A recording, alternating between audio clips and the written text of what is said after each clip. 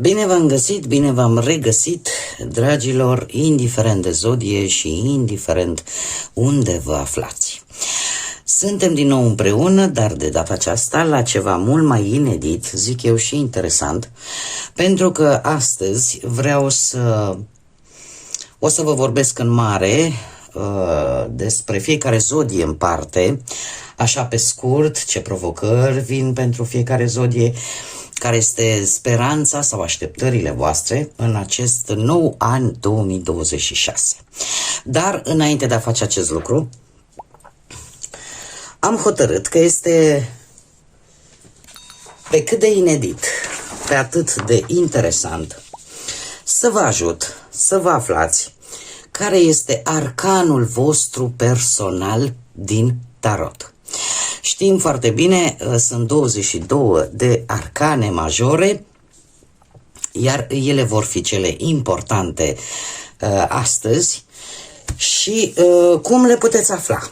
La nivel personal. De ce? Pentru că ține efectiv de data voastră de naștere, de atât zi, lună, cât și an. Deci data întreagă de naștere.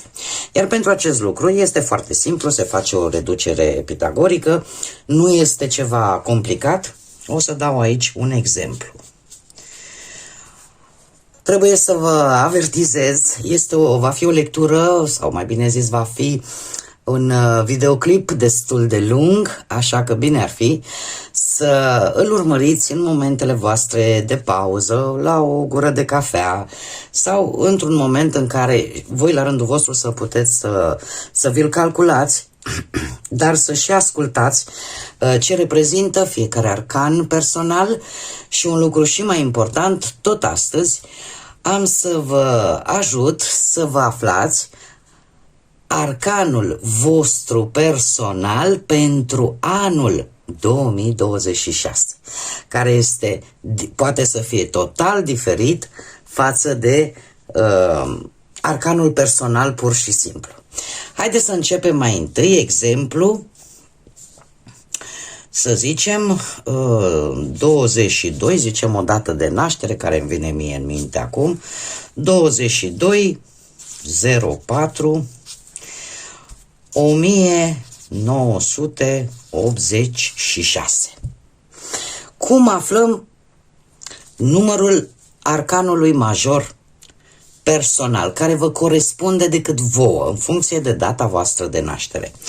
Și prin reducere pitagorică, 22 îl vom scrie 2 plus 2 plus 0 plus 4 și bineînțeles și anul plus 1 plus 9 plus 8 plus 6. Ca să ne fie relativ mai ușor, le putem grupa. Da? 2 plus 2 ne dă 4. Mergem mai departe. 0 cu 4 ne dă 4. Plus 1 cu 9 ne dă 10. Plus 8 cu 6 ne dă 14. Pentru că observăm că avem totuși un număr format din două cifre, acest număr va trebui și el redus la o singură cifră. Și atunci putem continua aici. 4 plus 4 ne dă 8 plus pe 10 îl vom reduce, 1 plus 0 plus pe 14 de asemenea, plus 1 plus 4. Ele la rândul lor se adună, aici avem 9, pe 0 deja nu-l mai punem, iar 1 cu 4 ne dă 5. 9 plus 5 egal cu 14. 14 fiind numărul arcanului major pentru această persoană în particular. Ce este important de știut? Având decât arcane de la 1 până la 22, inclusiv tot ce depășește de numărul 22, că e 23, 24 și așa mai departe, se vor reduce pentru a ne încadra într-un număr între 1 și 22. În cazul de față avem moderația, arcanul major personal pentru această persoană este moderația. Moderația reprezintă pentru această persoană energia care o ghidează în viață și poate reprezenta de asemenea și cam care ar fi misiunea sa sau caracteristicile care oarecum o definește și modul său natural de a funcționa sau de a gândi. Acesta reprezintă, așa se calculează, arcanul personal.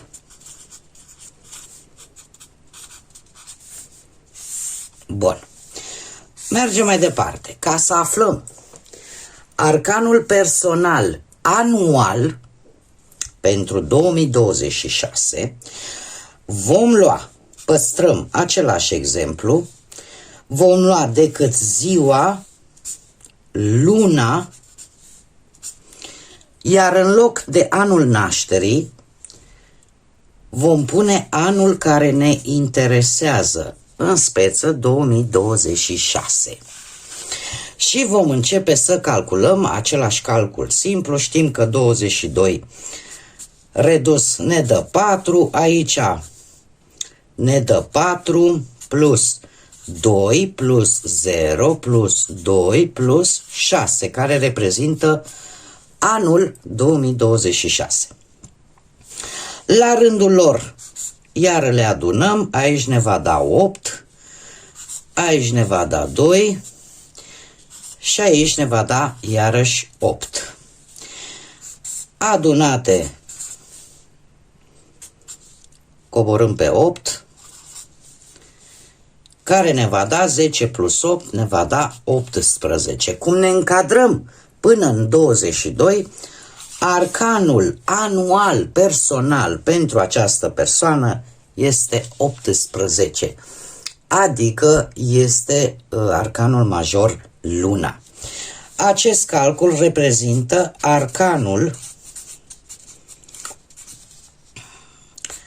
personal pentru anul 2026. Eu zic că nu este ceva complicat. După cum bine vedem, una este arcanul personal care l-ai pentru toată viața și alta e arcanul personal pentru un anumit an. În speță, așa cum am mai spus, anul 2026, care consider eu că este vă interesează pe toți. Deci, este ușor, nu este nimic complicat. Dacă vreți să, nu știu, să vizualizați mai bine, puteți să dați pauză. Între timp, eu voi începe, voi vă faceți calculele. Prima oară voi vorbi despre arcanul personal pentru cei care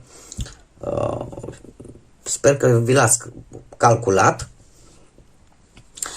Iar în partea cumva a doua voi vorbi pentru cei care, pentru că e posibil, tu ai arcanul personal 14, da? Și poți să ai, nu știu, poate același arcan personal, dar să-l ai și pentru anul 2026 și atunci se potențează și mai mult această energie, de exemplu, în cazul de față a moderației, da? Este cumva la un nivel mult mai puternic, mult mai înalt. Dar după cum bine vedem, diferă și atunci este important de știut în 2026 pentru fiecare în parte, da? Este ceva chiar personal și acest calcul puteți să-l faceți în intimitatea voastră acasă. Eu voi prezenta ce caracteristici are fiecare arcan și cum vă va afecta în anul 2026. Așa că, dragilor, imediat mă întorc cu descrierea arcanelor plecând de la 1 până la 22. Să vă explic așa în mare cam ce reprezintă fiecare arcan în parte, atât la nivel personal, cât și pentru anul 2026. Începem, dragilor, pentru cei care ați obținut ca și arcan personal numărul 1. Vorbim despre magicianul. Magicianul, ca și din punct de vedere cel puțin astrologic al tarotului, da, este guvernat de către Mercur și de zodia Gemeni, care pentru unii dintre voi poate să rezoneze sau nu. Dar în mare parte, ca și arcan personal, reprezintă o energie a inițiativei și a voinței. Cumva, cei care aveți numărul 1, magicianul, știți să folosiți resursele pe care voi le aveți. Aveți o creativitate și faptul ăsta de a comunica foarte abil. Vă transformați ideile, să zicem așa, cu mai multă ușurință în realitate. Inteligența vă ajută să deveniți foarte convingători, dar de asemenea, câteodată, dacă se depășește un echilibru, puteți deveni chiar și manipulatori. Dar asta, cum am mai spus, dacă nu se păstrează un anumit echilibru. De asemenea, folosirea conștientă a propriei voințe și acestor daruri, până la urmă, destul de personale, ar trebui să vă ajută să vă folosiți talentele, resursele cu o foarte mare responsabilitate. Dacă, așa cum am mai spus, se pierde acest echilibru, atunci mulți dintre voi probabil că simțiți că vă clocotește așa sângele în vene câteodată și simțiți că nu mai aveți răbdare sau nu aveți acea răbdare cel puțin normală. De obicei, acționați foarte rapid când e vorba de luat decizii și sunteți destul de adaptabili, de persuasivi, adică vă urmăriți scopul până la capăt. Lucrul ăsta poate să vă transforme în lideri de pe un anumit proiect, pe un anumit plan. De obicei, sunteți o sursă de inspirație și pentru ceilalți și de asemenea atrageți oamenii. E posibil ca tocmai toate aceste caracteristici pe care eu le-am enumerat mai înainte să pară un pic dominant sau să vă perceapă ceilalți într-o manieră foarte intensă și, cum am mai spus, dominantă. Trecem la arcanul cu numărul 2, pentru cei care cărora v-a ieșit în urma calculului numărul 2, atunci arcanul vostru major personal este Marea Preoteasă. Marea Preoteasă este guvernată de lună și de zodia Rac, pentru cine rezonează acest amănunt, dar ne vorbește de un caracter intuitiv, misterios, profund, conectat foarte mult la subconștient. De obicei, e posibil ca și parte, să zicem, mai negativă atunci când există un dezechilibru, să aveți oarece teamă în momentul în care trebuie să acționați sau să vă gestionați anumite secrete personale, informații personale. Cumva să pierdeți echilibrul ăsta și să nu vă dați seama, domne, ce ar trebui să știe lumea și poate ce nu ar trebui să știe. De obicei sunt persoane observatoare, răbdătoare, care analizează și nu acționează impulsiv. Aș zice că sunt energii care mai mult ascultă decât vorbesc. Având luna ca și guvernatoare, posibil să simtă oarece teamă în a se expune sau să deprindă o anumită dependență de alți oameni, cumva să depindeți de alții, atât pentru obținerea unor anumite informații sau pentru anumite confirmări.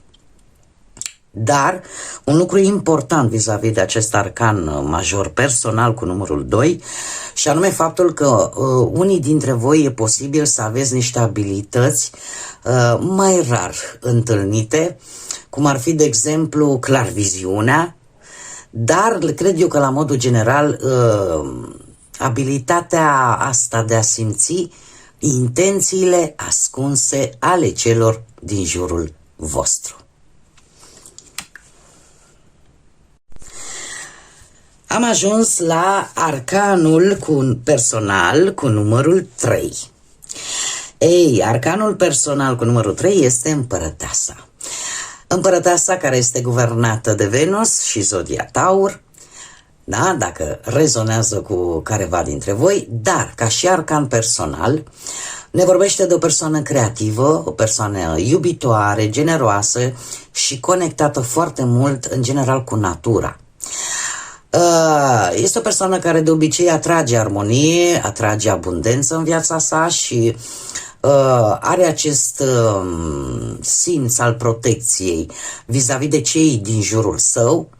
Este o persoană care de obicei își exprimă afecțiunea față de ceilalți și numai în cazul în care își pierde oarecum echilibru poate să devină posesivă sau dependentă foarte mult de anumite rezultate. Dar, per general, arcanul personal numărul 3, împărăteasa, este o energie foarte conectată la familie, foarte conectată cu partenerii săi, de obicei dorindu-și stabilitate și armonie în relațiile sale, iar lucrul ăsta are o influență foarte pozitivă asupra mediului în care se desfășoară. Mergem mai departe și am ajuns la numărul 4. Pentru cei care, în urma calculului arcanului major personal, le-a ieșit 4, avem arcanul major împăratul. Dragilor, împăratul este guvernat de Marte și de zodia Berbec, asta dacă rezonează cu voi, iar ca și arcan personal ne vorbește de o persoană care îi place stabilitatea, este o persoană disciplinată, protectoare, desigur și un pic autoritară, dar în general are și această caracteristică a unui lider natural. Este o persoană care de obicei impune ordine, impune structură, se planifică, se organizează și de obicei ia decizii în momentul în care simte că controlul cumva este deteriorat. Ca și aspect, să zicem, mai puțin plăcut, poate din cauza dezechilibrului să-și folosească autoritatea pentru propriul ego, ceea ce nu este de recomandat. Ar trebui ca această autoritate să o folosească pentru binele comun și nu pentru a controla excesiv sau pentru a-și satisface propriul ego. Pentru că, alminteri, dacă apare acest dezechilibru, pot deveni persoane rigide, destul de încăpățânate și care au oarece teamă când e vorba de o schimbare sau posibil să încerce să domine foarte excesiv.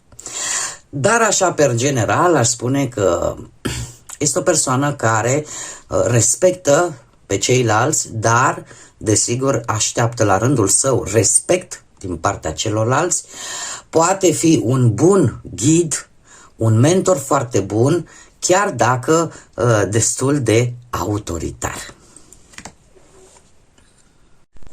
Am ajuns la arcanul personal cu numărul 5, care este Marele Preot. Da? Pentru cei care după primul calcul v-a dat numărul 5.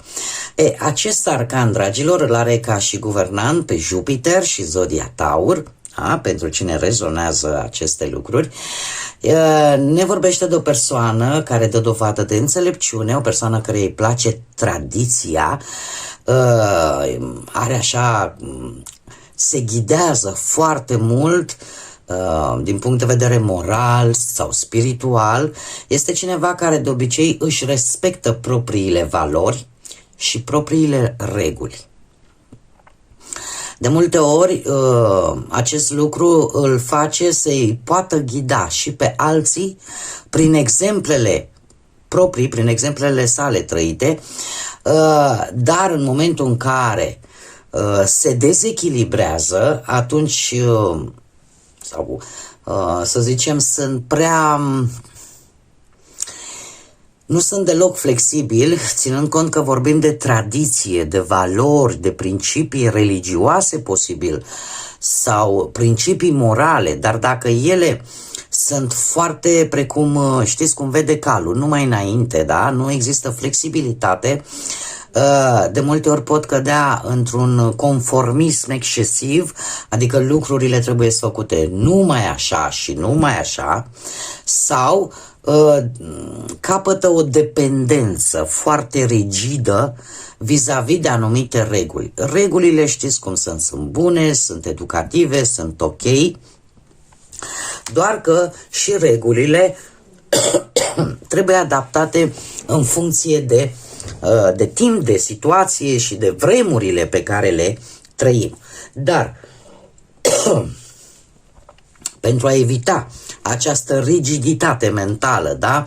Și această dependență exagerată de reguli, trebuie cumva să fie un pic mai flexibil. Pot fi mentor, pot fi consilieri. De ce? Pentru că au această capacitate să aducă stabilitate, să aducă ghidare, așa că unii dintre voi, dragilor, aveți și un talent didactic, putând fi chiar, poate, profesori, educatori, tot ce poate să îndrume pe ceilalți. Și am ajuns la numărul 7. Pentru cei care, după primul calcul, ca și arcan personal, va ieși numărul 7, avem îndrăgostiții. Îndrăgostiții, arcanul major, care este guvernat de Venus și de zodia Gemeni, asta dacă rezonează cu voi sau cu unii dintre voi. Este un arcan personal care ne vorbește de o persoană empatică. În general este orientată către relații, către echilibru. Are o anumită capabilitate, a spune, de a alege în mod conștient și responsabil, dar și afectiv. De obicei își prioritizează relațiile și conexiunile emoționale, iar atunci când ia decizii, le ia gândite, dar mai mult pentru un echilibru afectiv. În momentul în care această energie nu mai este în echilibru, poate ajunge să devină codependent. În general, probabil că de-a lungul vieții trebuie să învețe să facă alegeri echilibrate între inimă și rațiune, tocmai pentru a evita această codependență, care de obicei este destul de toxică. Ce înseamnă codependența? Înseamnă să depinzi de câte o singură persoană din diferite principii, fără să realizezi că poate respectiva relație, respectiva persoană nu ți aduce nimic bun. Acum, ca și parte generală, aș spune că de obicei sunt energii care atrag oameni compatibili din punct de vedere emoțional. Sunt foarte grijulii, foarte implicați și de obicei au acest talent de a media, de a armoniza relațiile de cuplu și chiar și cele sociale, adică să nu iasă ceartă. Da? Atât în relațiile lor de cuplu, cât și în relațiile sociale cu ceilalți. Am ajuns și la cel de-al 7-lea arcan major pentru cei care, în urma primului calcul, ca și arcan personal, va ieși numărul 7, avem carul. Carul este guvernat de Marte și de zodia Rac. Și ca și arcan personal ne vorbește despre o persoană care arată o determinare, o ambiție, o disciplină, care este capabil să înfrunte absolut orice obstacol ca să obțină succesul. Dar asta prin foarte multă voință și un lucru important, și prin foarte mult control. De obicei, atunci când acționează, o face cu voință, cu disciplină și cumva nu se lasă ușor descurajat. Desigur că avem și un avertisment, ar fi bine să-și mențină echilibru între ambiție și control, în felul acesta putând evita rigiditatea, agresivitatea sau chiar acea competiție excesivă. Dar cum, eu nu pot să fac ce face cu tărică? Că trebuie totuși un pic de echilibru. Ca și părți speciale, aș spune că are capacitatea de conducere cu foarte mare perseverență, iar lucrul ăsta chiar îl poate ajuta de-a lungul vieții să se orienteze foarte mult către tot felul de succese, de reușită în cam pe toate aspectele. Mergem mai departe și am ajuns la arcanul personal cu numărul 8. Pentru cei care după primul calcul le-a dat numărul 8, aveți arcanul personal forța.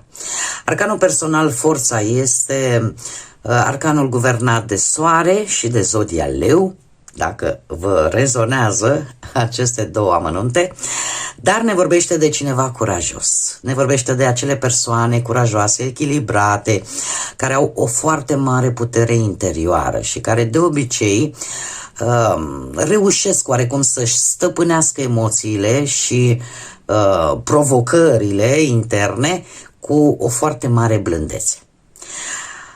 De obicei, atunci când dau provocări de înfruntat, o fac cu calm, își folosesc foarte mult rațiunea, foarte mult empatia, doar, desigur, trebuie să știe că orice dezechilibru pe aceste domenii cumva îi poate face să se simtă frustrați, mai ales atunci când poate nu pot controla totul, și poate apărea uneori tendința la o dominare subtilă așa.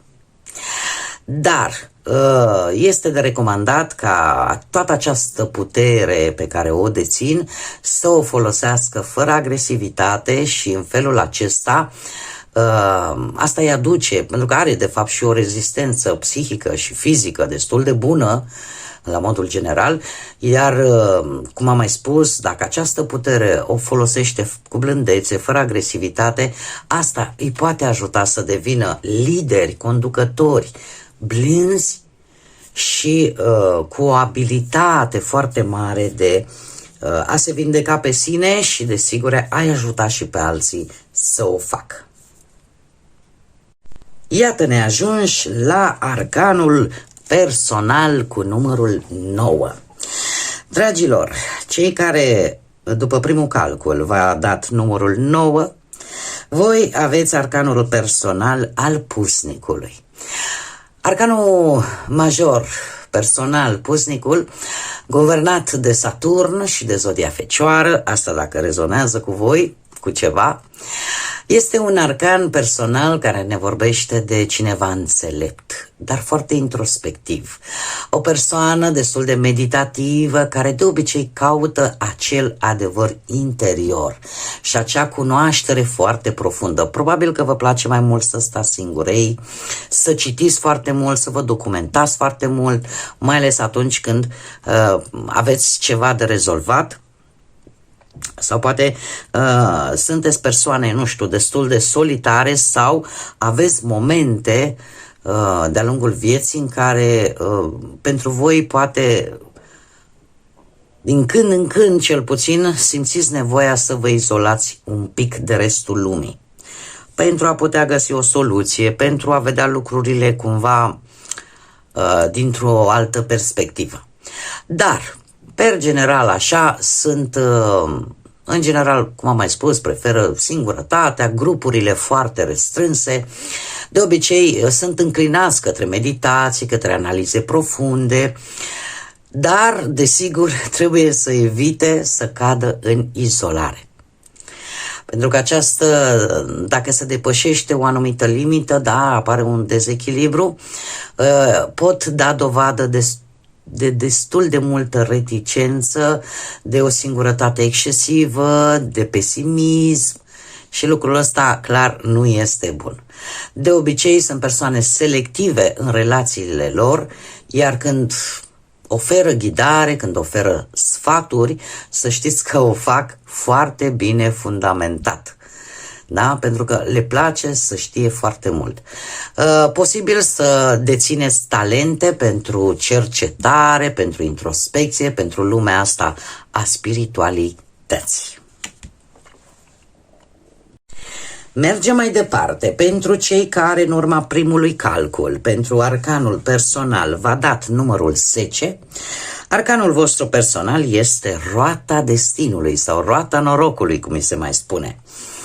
Ei, dragilor, aici într-adevăr este ceva interesant. De ce? Pentru că este guvernată de Jupiter, dar desigur nu are nicio zodie. De ce? Pentru că este perfect normal și firesc. Roata destinului, ca și arcan major, reprezintă ciclurile vieții. Da? Este într-o permanentă mișcare, tocmai de aceea nu are nicio zodie. Dar asta așa ca și idee.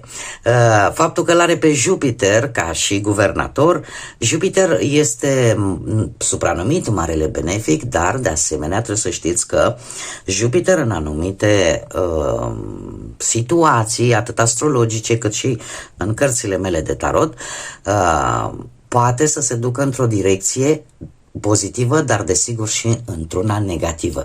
Exact cum face și roata destinului, da? Acum putem fi sus, peste ceva timp putem fi jos. Da? Asta așa ca și o explicație de ce apare decât Jupiter și nu apare nicio zodie. Acum, ca și arcan personal, ne vorbește de o persoană foarte adaptabilă. O persoană conștientă de ciclurile vieții, o persoană deschisă sau cu o deschidere la schimbare, la oportunități neașteptate. Este o persoană care de obicei acceptă imprevizibilul și învață din el. Învață din acele experiențe care vin și te ia pe nepregătite și de fiecare dată se reinventează. Desigur, avem și aici o atenționare, la fel ca și la celelalte arcane personale, și anume că ar trebui să învețe să fie mai flexibil și să nu reziste schimbărilor inevitabile. Pentru că asta îi poate aduce nesiguranță, mai ales în fața lucrurilor, situațiilor instabile, și o anumită teamă de a pierde ceva sau pe cineva. De obicei sunt persoane sociabile, învață foarte mult din contactul cu oameni diferiți, dar de asemenea pot fi și foarte imprevizibili. Azi să tune și să fulgere și la interval scurt de timp să fie cu gura până la urechi. Are o capacitate de adaptare foarte mare. Are un talent să facă strategii și să se planifice în situații care pentru alții ar fi destul de dificil. De obicei, în situații schimbătoare, bruște, cumva reușește să-și formeze o strategie, să se planifice, ceea ce pentru cumva pentru unii este destul de complicat. Iar faptul că un lucru iară important la care într-un fel sau altul aș zice că este, nu că important, chiar foarte, foarte important, sunt destul de rezilienți. Și anume că într-un fel sau altul au această capacitate, da? De a reveni la normal după evenimente foarte stresante. Deci, acesta este arcanul personal cu numărul 10, roata destinului. Am ajuns și la arcanul personal cu numărul 11. Pentru cei care, după primul calcul, va ieși numărul 11, avem justiția. Arcanul vostru personal este justiția și ne vorbește despre, înainte de a vă spune despre ce ne vorbește, este guvernat de Venus și de zodia Balanță. Asta dacă rezonează cu unul dintre voi. Dar, ca și arcan personal, ne vorbește de o persoană care îi place corectitudinea, este foarte echilibrată, este obiectivă, responsabilă și de obicei este foarte conștientă de consecințele propriilor sale acțiuni. Persoană care gândește foarte logic, care analizează argumentele și de obicei, tocmai datorită acestor lucruri, acestor calități, poate lua decizii corecte. Dar, desigur, dacă se depășește un anumit echilibru, atunci poate să cadă în rigiditate, să devină un critic foarte neiertător și de obicei îi apare așa o mică dificultate când e vorba de a face un anumit compromis. Dar, per general, este cineva care impune respect prin corectitudine, chiar dacă uneori poate părea mai distant, mai rece, dar, mare atenție, are abilități juridice, chiar decizionale, aș spune, și talentul ăsta, așa, abilitatea asta, îi poate ajuta să obțină echilibru și armonie socială. Da? Pot fi înclinați chiar, aș spune, către meserii care să includă cumva în ele aceste abilități la nivel juridic sau decizional. Am ajuns la arcanul personal numărul 12. Pentru cei care în urma primului calcul ați aflat numărul 12 sau va ieși ca și rezultat numărul 12, avem arcanul personal spânzuratul. Dragilor, spânzuratul este guvernat de Neptun și de zodia Pești. Pentru cei care aveți acest arcan, sunteți persoane răbdătoare, contemplative și de obicei sunteți capabile de foarte mult sacrificiu, dar în același timp de o gândire foarte profundă. Reprezintă o persoană care suspendă acțiunea până când vede lucrurile foarte clar. A observa, a reflecta vis-a-vis de o situație sau de orice, de o persoană, de o relație, este un lucru foarte important pentru această energie. De obicei, dacă apare un dezechilibru în energia sa, poate fi o persoană, ca să zic așa, care va vedea lucrurile dintr-o perspectivă foarte scurtă, poate deveni o persoană inactivă, pesimistă, sau o persoană care de obicei amână lucrurile pentru prea mult timp, iar asta îi poate juca în contra.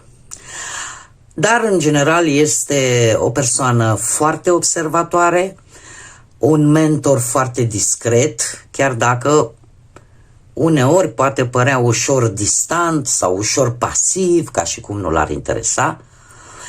Și putem vorbi de o energie care obține înțelepciunea în mare parte din experiențele sale de viață și din sacrificiu pe care îl face de-a lungul vieții.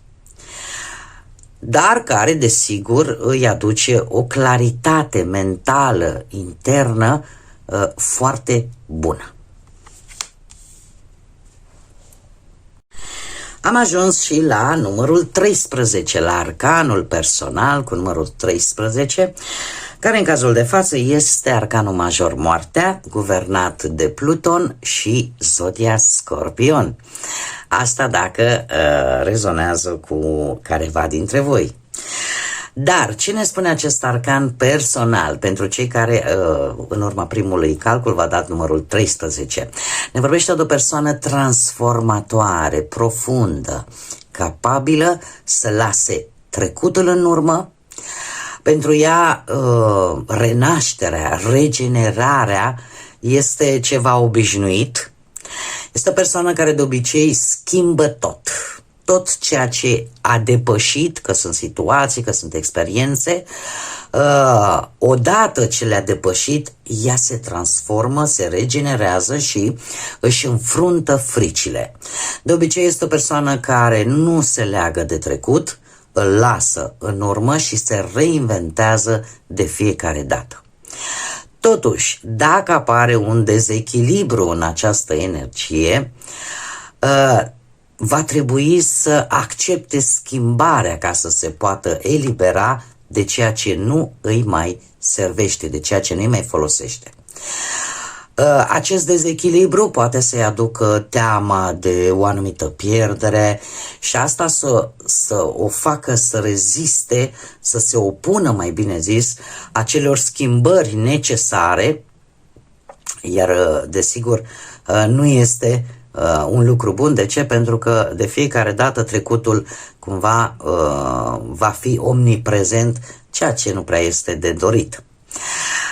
De obicei, în general, da, este o persoană care inspiră transformare, care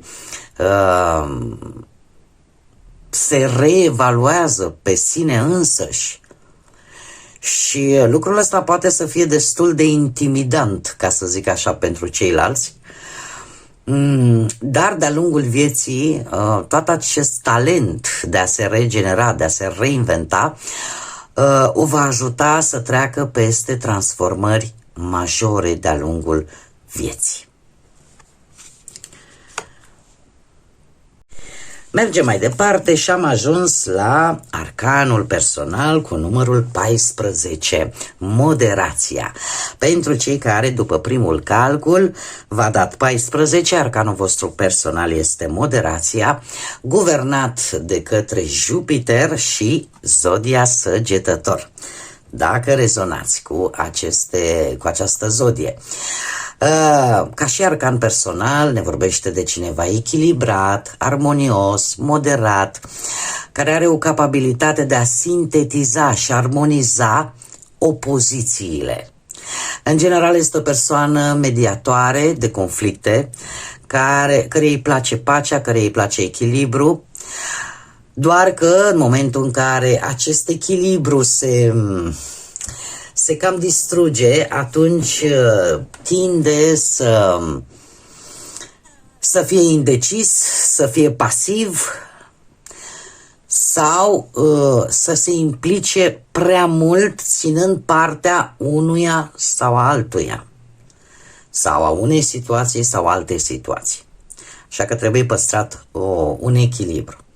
Dar, per general, ne vorbește de un personaj foarte bun negociator, care se conectează cu oamenii, se conectează cu situațiile și le oferă atât sprijin cât și stabilitate.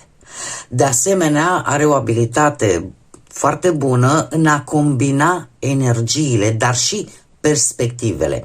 Adică încearcă cumva să, nu știu, dacă e să-și facă un plan, chiar și pe termen scurt, va lua în calcul, clar va lua în calcul atât partea pro cât și partea contra. Ce ar putea să iasă bine, ce ar putea să iasă rău. Da? De obicei are abilitatea, desigur, de a vindeca, de a armoniza lucrurile sau persoanele.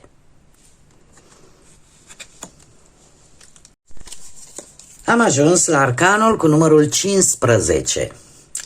Pentru cei care, după primul calcul, le-a dat 15, arcanul vostru personal este arcanul diavolului și nu trebuie să vă necăjiți și nici să vă supărați, nu e atât de rău cum pare. Eu, de câte ori am ocazia, vă spun, cărțile de tarot nu condamnă, da? Nu... ele prezintă energii, da? Și nu trebuie să vă speriați, cum avem un bine, nu? Avem și un rău, că alminteri n-am știm să facem diferența între bine și rău. Deci, acest arcan, pentru cei care le-a ieșit numărul 15, ca și arcan personal, este guvernat de către Saturn și de zodia Capricorn și ne vorbește despre o energie intensă, pasională, capabilă de foarte multă profunzime, dar și de tentații puternice și chiar de materialism, adică să-i placă bănuții.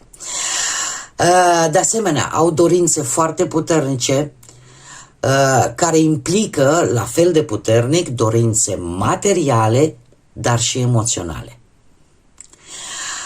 Poate deveni foarte provocator sau chiar seducător. Ce ar trebui, unde ar trebui să acorde un pic mai multă atenție, ar trebui să conștientizeze limitările.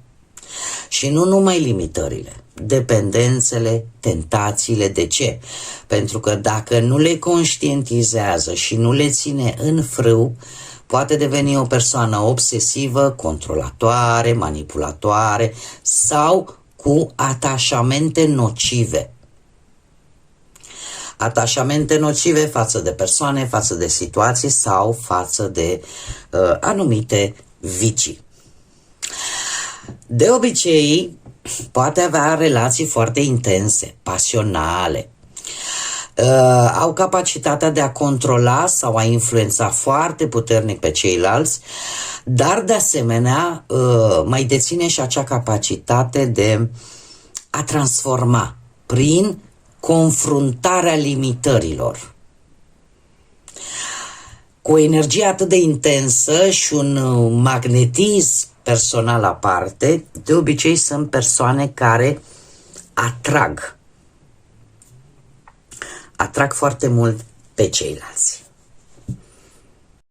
Mergem mai departe și am ajuns la arcanul cu numărul 16. Pentru cei care în urma primului calcul, ca și arcan personal, v-a dat numărul 16, arcanul vostru personal este turnul. Nu trebuie să vă speriați, trebuie decât să mă ascultați, da? Turnul este guvernat de către Marte, are ca și zodie Berbec, dacă rezonează cu careva dintre voi, dar ca și arcan personal ne vorbește de o persoană destul de vulcanică, transformatoare, este o adevărată forță a schimbării care de multe ori aduce trezire, aduce reînnoire, nu este foarte ușor de controlat ca și energie, dar și de obicei de-a lungul vieții ori inițiază, ori se confruntă cu anumite crize destul de importante. În schimb, aș putea să zic că are această capabilitate de a se reevalua și de a reacționa foarte rapid la evenimente total neașteptate. Este o abilitate pe care puțini o au. Ca și element în dezechilibru, da? Dacă apare un dezechilibru cu aceste lucruri, atunci își pot construi propria lor criză, o criză pe care, cum să spun eu, care îi va ține cumva să bată pasul pe loc. De multe ori poate să nu accepte o schimbare care este inevitabilă, iar lucrul ăsta îi poate face să devină destul de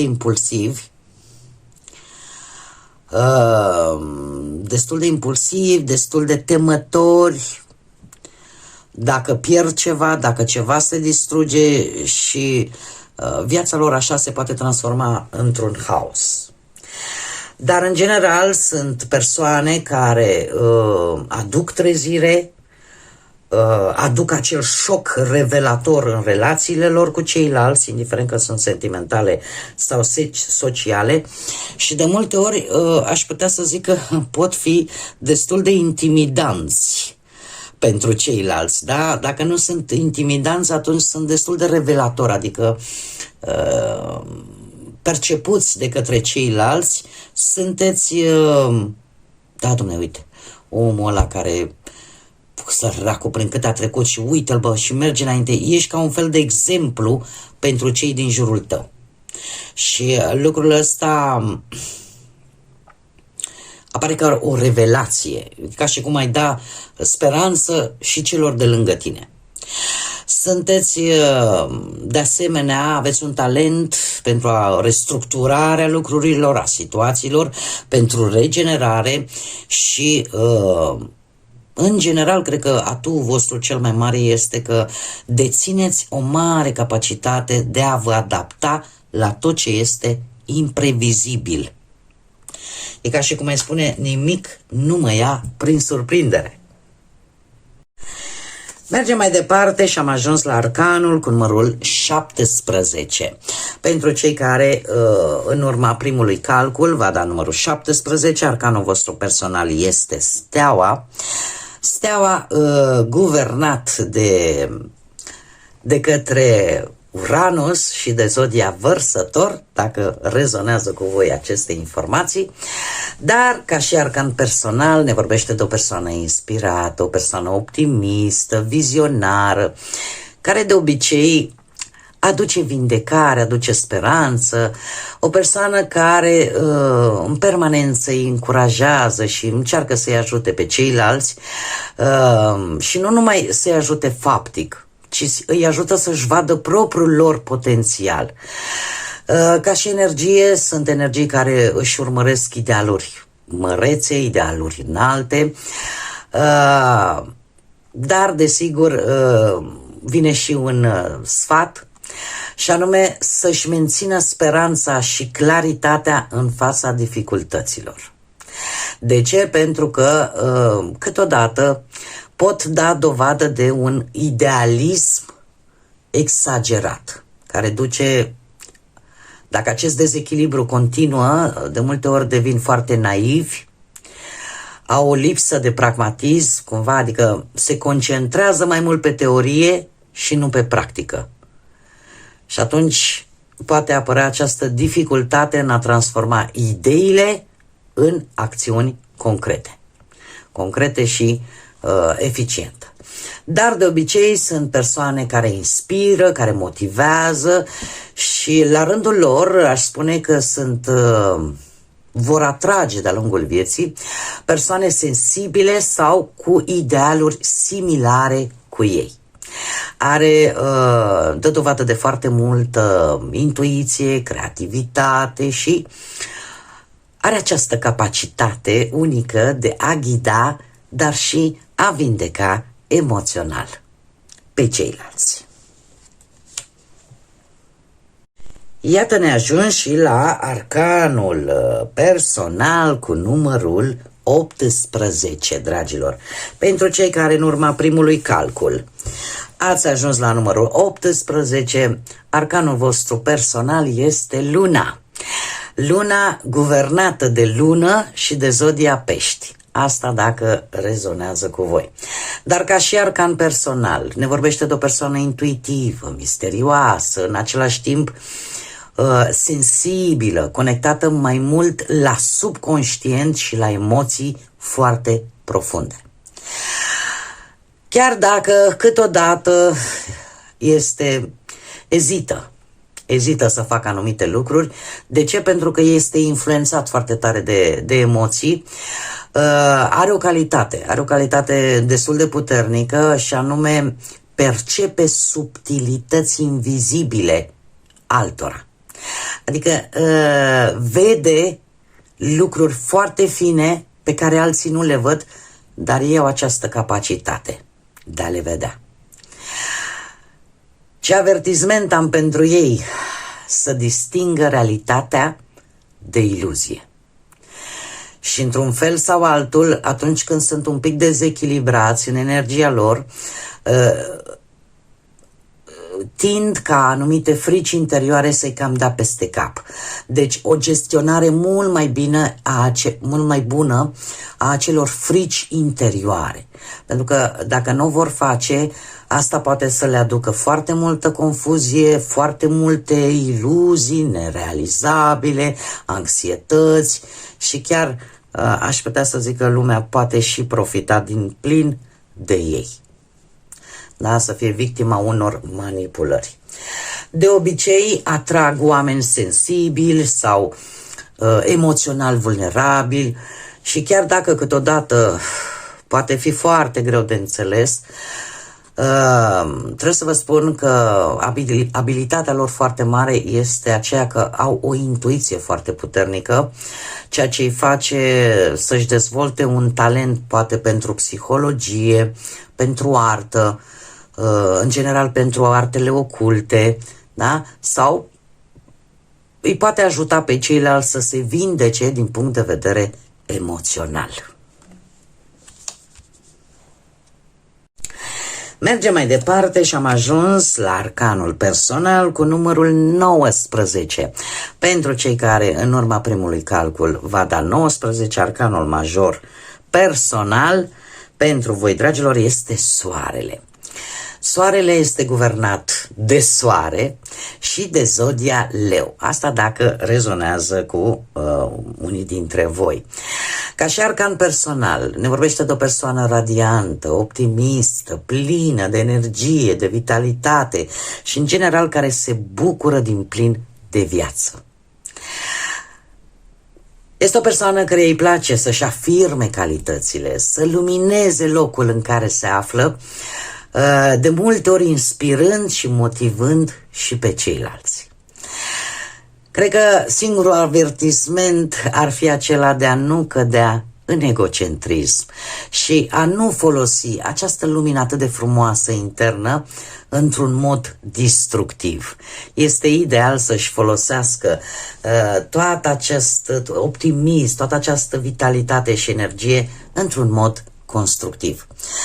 Este adevărat că atunci când este dezechilibrat ca și energie, dă dovadă poate de superficialitate, de vanitate sau chiar de dorința de a primi aprobarea celorlalți de fiecare dată. E ca și cum n-ar mai avea încredere în propriile sale forțe, așteptând mereu ca cei din jurul său să îi aprobe ceea ce el face sau ea. Dar în general este o energie foarte sociabilă, care atrage oamenii, care îi inspiră și unii dintre voi, dragilor, cu acest arcan personal puteți deveni un model sau un lider pozitiv pentru alții. Aveți o energie vitală, o influență benefică asupra celor din jurul vostru și probabil că de-a lungul vieții puteți avea succes, mai ales în activități publice, care au legătură cu conexiunea asta cu publicul. Suntem la arcanul personal cu numărul 20, da? Pentru cei care ați făcut primul calcul și va da 20, arcanul vostru personal este judecata. Judecata care este guvernată de către Pluton și zodia Scorpion. Asta dacă rezonează cu voi. Ca și arcan personal ne vorbește de o persoană transformatoare, responsabilă, introspectivă, dar capabilă de eliberare, de evaluare foarte profundă. În general, sunt persoane care pun un accent foarte mare pe acea transformare karmică. De ce? Pentru că sunt persoane care, în general, își analizează propriul trecut pentru a căuta acel echilibru karmic. De obicei, în momentul în care nu își asumă anumite responsabilități sau nu acceptă anumite schimbări sau nu le ia ca pe niște oportunități în a avansa, atunci pot deveni critici, destul de excesivi și de asemenea deprind o mare dificultate în a ierta. În a ierta atât pe sine cât și pe ceilalți și eu aș spune că mai degrabă capăt așa o tendință de autocritică. De autocritică foarte dură. Iar asta în momentul în care ei sunt în dezechilibru Energia lor este în dezechilibru. Dar de obicei, atunci când apar schimbări în viața lor, ei nu le iau ca pe ceva rău, le iau ca pe niște oportunități care pe ei îi ajută să meargă înainte, să avanseze. Și ce este cel mai important, zic eu, anume că au această capacitate de a se regenera din punct de vedere spiritual. Își evaluează corect situația și, cum am mai spus, indiferent peste ce trec, se transformă. De fiecare dată iese o altă versiune mai bună a sa. O face la nivel personal.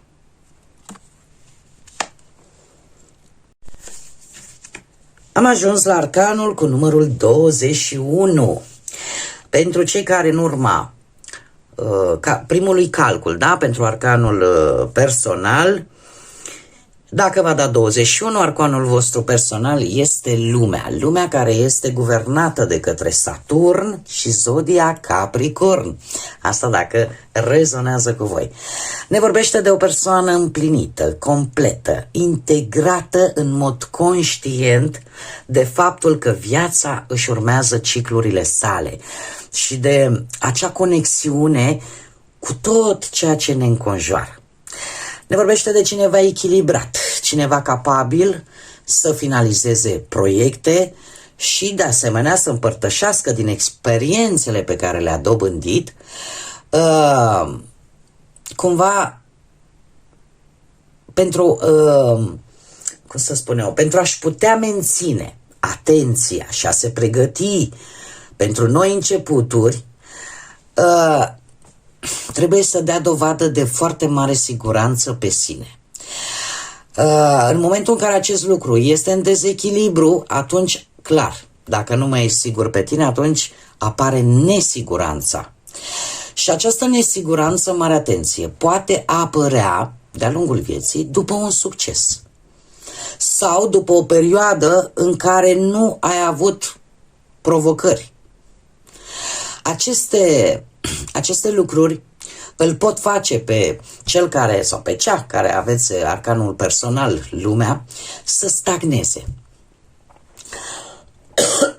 Îl poate face să stagneze și să nu poată completa, ca să zic așa, anumite situații din viața sa, care ele, în mod normal, trebuiau să ajungă la o finalizare. Să bată cumva pasul pe loc. Dacă vorbim la modul general, atunci trebuie să vă spun că, în general, sunt persoane care inspiră, care motivează pe alții și care, de-a lungul vieții, își atrag, prin felul lor de a fi, își atrag acea recunoaștere, acel respect. Sunt foarte buni sau au această capacitate destul de mare de a finaliza proiecte, de a finaliza foarte bine anumite situații din viața lor, căpătând înțelepciune și eu aș spune că de obicei au o influență sau aduc față de ceilalți o influență pozitivă și chiar de ghidare.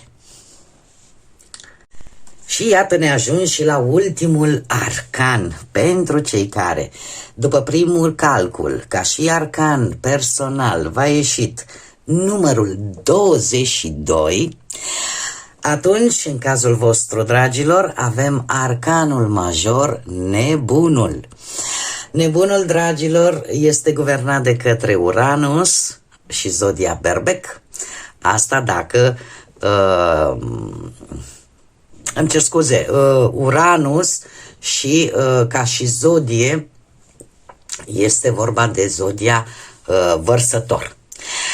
Acum, ca și arcan personal, ne vorbește de o personalitate liberă, exploratoare, spontană, curajoasă, creativă și de obicei o energie deschisă la noi experiențe, dragilor.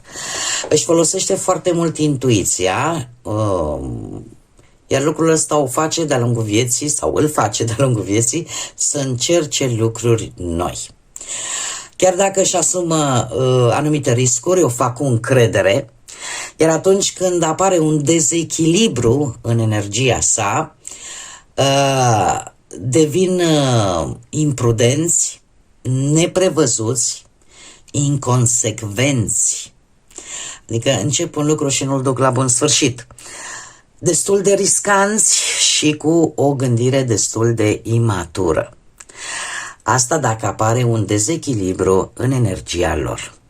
Dar de obicei dau dovadă de foarte multă creativitate, e adevărat, le place aventura, au acea capacitate de a se inventa și de a experimenta viața din plin.